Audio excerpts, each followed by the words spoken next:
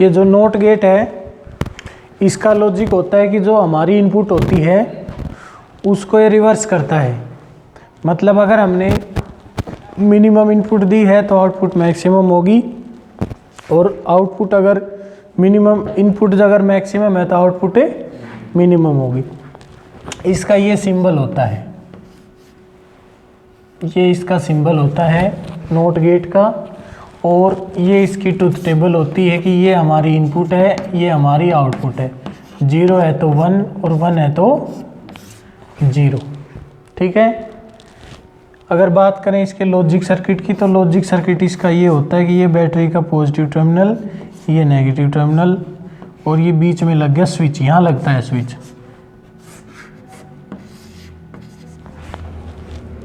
तो अगर इस स्विच को ओपन रखेंगे तो सर्किट बिल्कुल कंप्लीट है, करंट फ्लो हो रहा है। और अगर इस सर्किट को क्लोज कर देते हैं, इससे मिला देते हैं, तो पॉजिटिव इधर से पॉजिटिव पोलरिटी और इधर से नेगेटिव पोलरिटी मिल गई। पॉजिटिव और नेगेटिव जो साइन अगर चार्ज जो है करंट जो है वो मिल जाते हैं तो स्पार्किंग होती है, शॉर्ट सर्किट हो जाता है, यानी कि ये ग्लो होना बंद हो जाएगा। तो इसलिए अगर ये स्विच ओपन है यानी कि इनपुट मिनिमम है तो आउटपुट मैक्सिमम है, और आउटपुट इनपुट मैक्सिमम है तो आउटपुट मिनिमम है। ठीक है। इलेक्ट्रॉनिक सर्किट की बात करें तो इसमें होता है एनपीएन ट्रांजिस्टर। एनपीएन ट्रांजिस्टर होता है कॉमन बेस होता है, कॉमन इमिटर कॉन्फ़िगरेशन होती है एनपीएन ट्रांजिस्टर की। तो ये इनपुट जंक्शन फॉरवर्ड बायस होना होता है, तो ये हमने ये कर दिया, ये बैटरी लगा दी ऐसे, और आउटपुट जो है हमें मिलती है इस रेजिस्टेंस के अकॉर्डिंग ऐसे। ये रेजिस्टेंस इधर है और ये बैटरी का पॉजिटिव टर्मिनल और ये ग्राउंड, और यहाँ मिलेगी हमें आउटपुट वाई, ये ग्राउंड। ठीक है। ये नोट गेट है। तो इसमें क्या होता है, जब हम इसको बेस को, एनपीएन ट्रांजिस्टर है ये, तो जब हम बेस को जोड़ेंगे पॉजिटिव से, यानी कि आउटपुट देंगे, इनपुट देंगे मैक्सिमम, ये फॉरवर्ड बायस होगा क्योंकि बेस पी टाइप है और हमने इसको पॉजिटिव से जोड़ दिया। तो input junction is forward bias, base current flows, maximum base current flows, hence output will be maximum. Collector की आउटपुट होगी वो मैक्सिमम होगी। तो इसका मतलब ये जो टर्मिनल था इस रेजिस्टेंस का ये सिरा है ना, ये 5 वोल्ट पर है, और इधर से भी 5 वोल्ट आई। 5 और 5 का डिफरेंस क्या मिलेगा, 5 और 5 का डिफरेंस क्या हो गया, तो output across R is 0, output हमें मिलेगी 0। जब हम इसको कनेक्ट करेंगे नेगेटिव टर्मिनल से, input is minimum, input junction is reverse bias, reverse bias है तो input current is 0, hence output current is 0। Therefore the potential difference across R is maximum, क्योंकि ऊपर 5 नीचे 0, 5 और 0 का डिफरेंस 5, मतलब मैक्सिमम पोटेंशियल डिफरेंस की आउटपुट मिलेगी, तो output will be maximum. Input maximum है तो आउटपुट 0 है, और इनपुट मिनिमम है तो आउटपुट मैक्सिमम में 1 है। ये नोट गेट होता है। ठीक है। अब नोट गेट को अगर हम और गेट के आगे लगा दें तो गेट बनता है हमारा एक नोर गेट। अगला जो गेट है वो है नोर, नोट प्लस में और, नोट आगे है और उसके पीछे है। तो इसका मतलब अगर और गेट के आगे हम नोट गेट लगा देंगे तो हमें नोर गेट मिलेगा। तो ये तो वैसे सिंबल हो गया, और अगर एग्जैक्ट सिंबल देखना है तो ये होता है और गेट का, नोर गेट का। तो और की आउटपुट को नोट में इंटर करते हैं। अगर इसकी ट्रुथ टेबल बनानी है तो और की आउटपुट को किस में इंटर करो, नोट में। तो जो और गेट की, नोर गेट की आउटपुट होती है, जैसे ये हो गया ए, ये हो गया बी, तो ये ए और बी, ये आउटपुट होगी ए और बी की, यानी कि ये और गेट की आउटपुट है।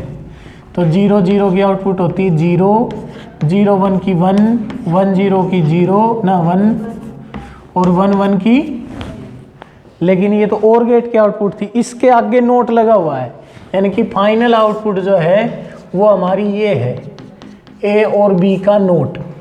तो 0 का नोट, 1 का नोट, 0 और 0 0।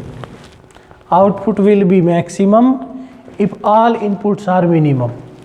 अगर सभी इनपुट्स मिनिमम है तो आउटपुट होगी मैक्सिमम। इसकी अगर कंबाइन अब ट्रूथ टेबल बनाएं तो ये बन जाएगी। अब ये हो जाएगा वाई ए और बी का नोट, ए और बी 0 0 का 1 0 1 0 1 0 0 1 1, ये कंबाइन ट्रूथ टेबल।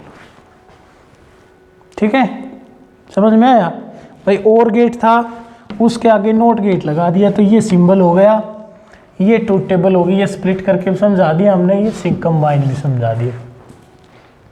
ठीक है, वेव ट्रेन्स में अगर यूज़ करें तो हम बता सकते हैं कि भाई जैसे कि नोर गेट है तो उसकी वेव ट्रेन क्या होगी, तो वो सिंपल होता है।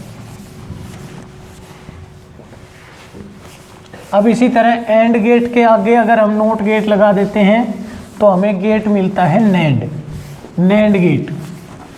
नोट प्लस में एंड, यानी कि नोट आगे होगा और पीछे होगा and gate.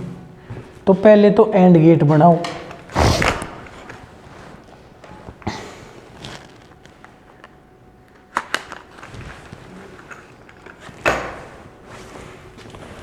NAND gate not plus में एंड, यानी कि पहले लगेगा एंड गेट फिर उसके आगे नोट गेट।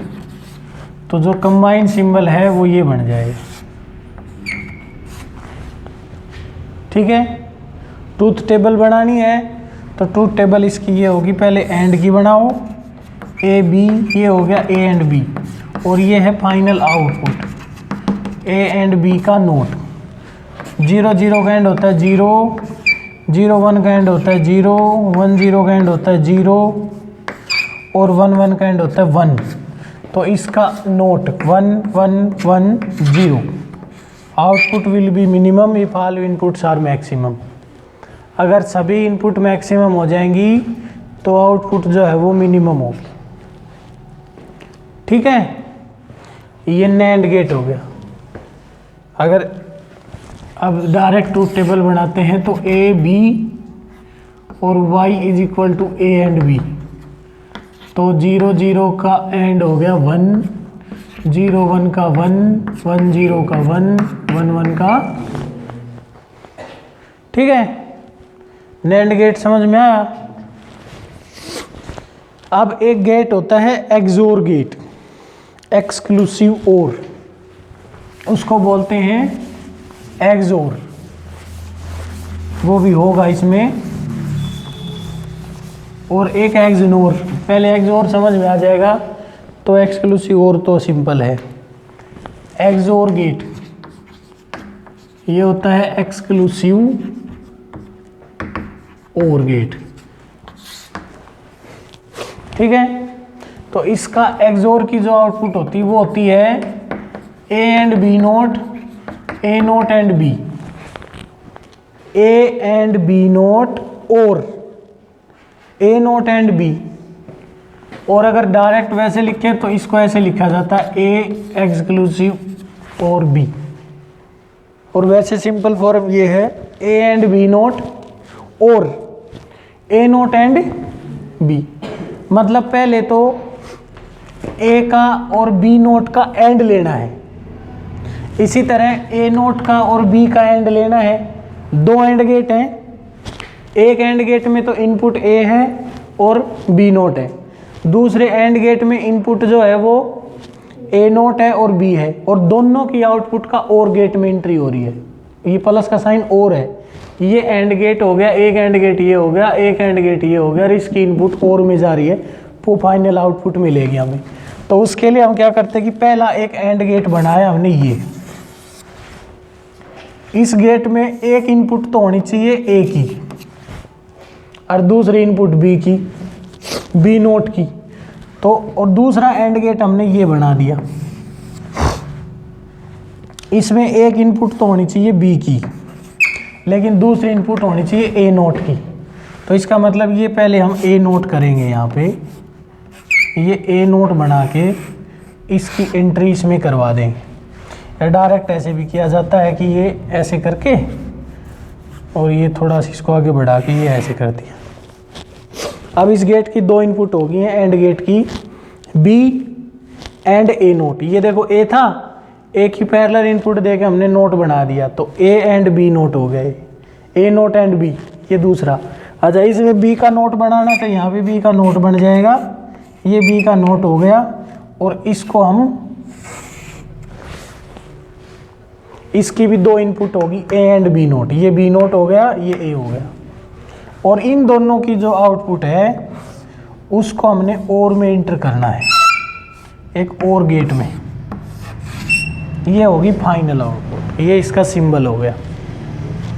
वैसे कंबाइंड सिंबल इसका ये होता है।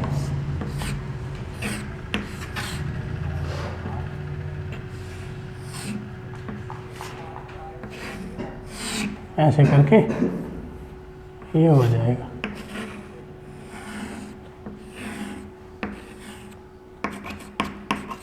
ये एक्सोर गेट का सिंबल है।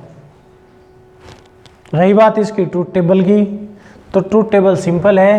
पहले तो कंबाइन बना देते हैं, जो सिंपल बनाते हैं कि पहले ए बी, फिर यहाँ बनाएंगे ए नोट और ये बनेगा बी नोट, और फिर हमने लेना है ए एंड बी नोट,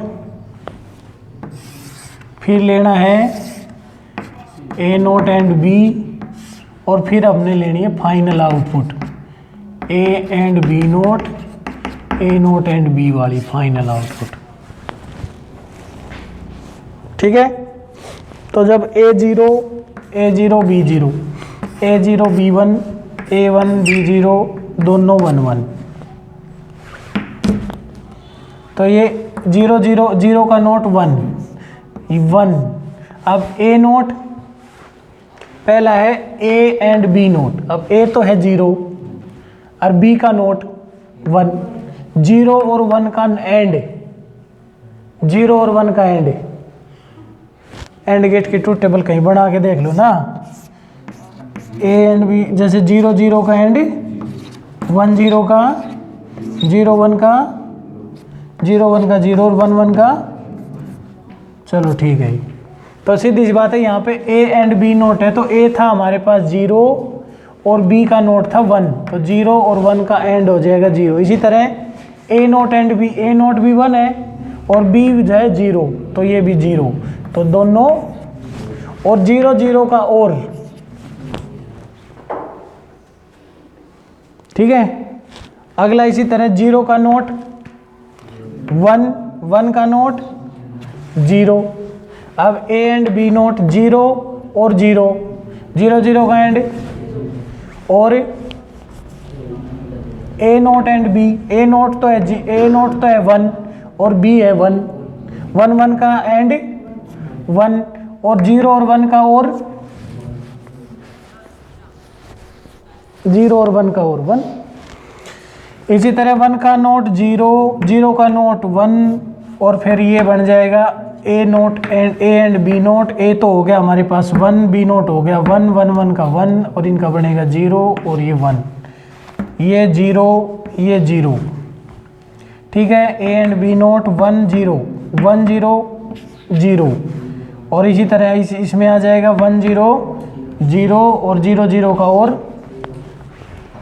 तो if inputs are different, output will be maximum. If inputs are same, output will be minimum. अगर इनपुट सेम है, जैसे ए बी 1 है बी भी 1 है, तो आउटपुट 0 है। ए भी 0 है बी भी 0 है, तो आउटपुट 0 है, और डिफरेंट है तो 1 है। समझ में आया? ये एक्सक्लूसिव और हो गया। इसका नोट होता है, अब इसकी ट्रूथ टेबल सिंपल बनानी हो तो ये ए और ये बी, और ये हो जाएगा वाई एक्सक्लूसिव बी।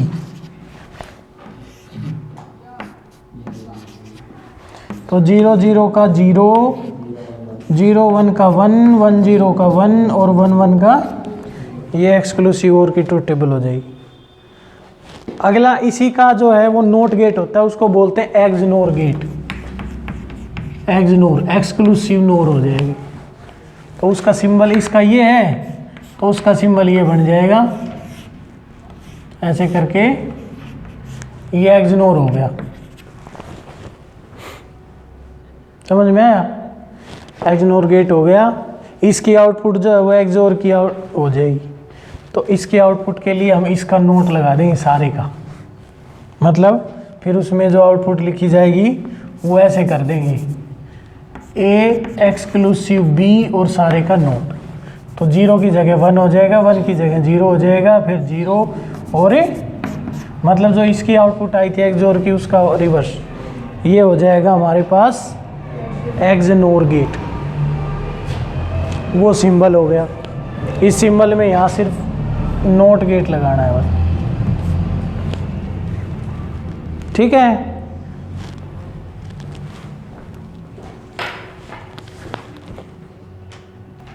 इसकी हमें एक्सप्लेनेशन की कोई ज़रूरत नहीं है, सिर्फ इसके फाइनल रिजल्ट को यूज़ करना होता है।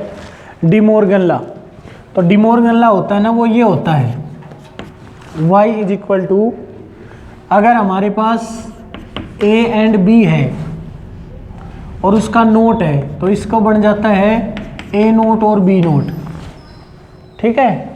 और अगर हमारे पास y is equal to a और b है और इसका नोट है तो ये बन जाता है ए नोट एंड, चाहे कितने भी हो, और वाला नोट में बन जाता है, नोट वाला और में बन जाता है, ठीक है।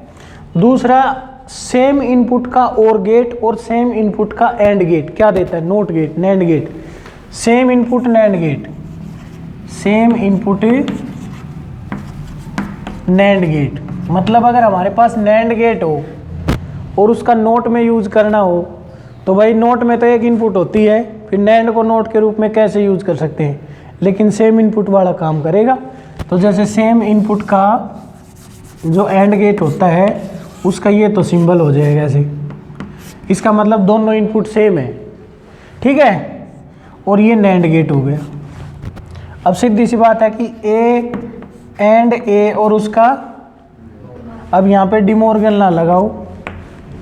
डी मॉर्गन लॉ के अकॉर्डिंग ये हो जाएगा ए एंड ए नोट और बी ए नोट। भाई ए की जगह भी ए है और बी की जगह भी ये लॉ लगा दिया, यहाँ तो ये है ही, बी की जगह भी करेंगे। अब वो एक्सप्रेशन की नोट ए प्लस ए क्या होता है? ए और ए ही होता है ना, तो ए नोट और ए नोट क्या आउटपुट हो जाएगी? तो इसका मतलब ये जो नैंड गेट था, सिंगल इनपुट नैंड गेट ने किसका काम किया है? नोट गेट का। समझ में आया?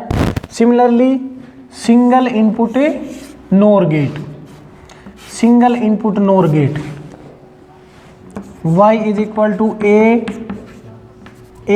और उसका not, according to A not and A not. अब ए एंड ए और ए का एंड क्या होता है? ए ही होता है भाई, 0 0 0 1 1 1। तो इसका मतलब ये हुआ कि ये ए नोट बन जाएगा, ठीक है। नोट का नोट जो होता है, जैसे y is equal to A not और फिर उसका नोट, नोट का नोट होता है ना, वो नोट ए ही बन जाता है, वापिस वही बन जाता है।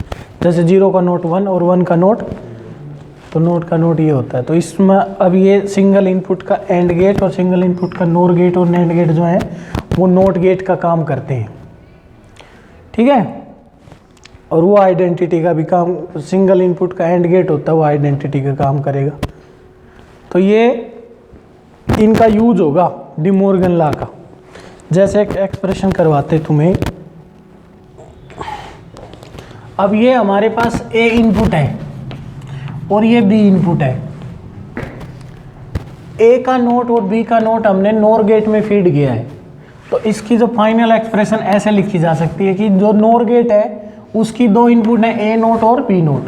हम ऐसे लिखेंगे ए नोट बी नोट और सारे का नोर, ए नोट बी नोट और सारे का नोर।